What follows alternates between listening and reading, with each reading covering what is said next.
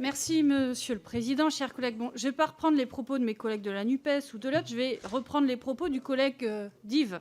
Parce que je partage entièrement, ce projet de loi est absolument désolant, il est inutile, mais même, je dirais, dangereux. Et vous venez de nous dire, Madame la Ministre, tout à l'heure, si les coûts de production baissent, je cite, « c'est naturel que les prix des produits alimentaires en rayon baissent ».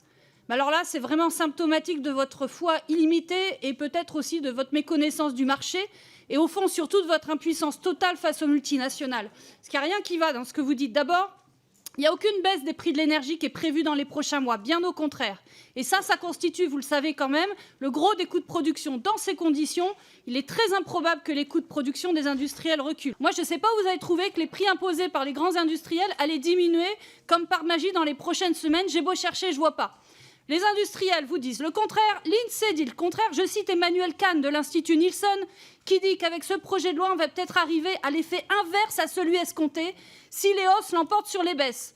Mais alors vous, qu'est-ce que vous faites? Vous persistez, vous signez, vous avancez quand même la date des négociations et en plus, vous allez nous faire croire que c'est utile aux Français. Ça, c'est la première chose. Et même s'il a par miracle ces coûts de production baissés, eh ben, je vais vous apprendre une chose, il y a ce qu'on appelle les marges des grands industriels agroalimentaires. Et comme vous ne faites rien pour ne serait-ce qu'encadrer ou limiter leur position ultra-dominante sur les marchés, qu'est-ce qu'ils vont faire, comme ils font depuis plusieurs mois? Eh bien, ils augmenteront leurs marges et donc les prix alimentaires. Les marges des grands industriels agroalimentaires, puisque c'est elles qui alimentent essentiellement la hausse des prix alimentaires. Et comme vous ne faites rien, absolument rien, pour réguler ces marges, eh ben, elles ont déjà été multipliées par plus de 2 en 1 an et demi et elles vont continuer évidemment à augmenter. Donc je récapitule, hausse des coûts de production des industriels, sinon stagnation, hausse des marges des grands industriels agroalimentaires, ça donne quoi? Ça donne une augmentation des prix alimentaires proposés par les grands industriels à la grande distribution.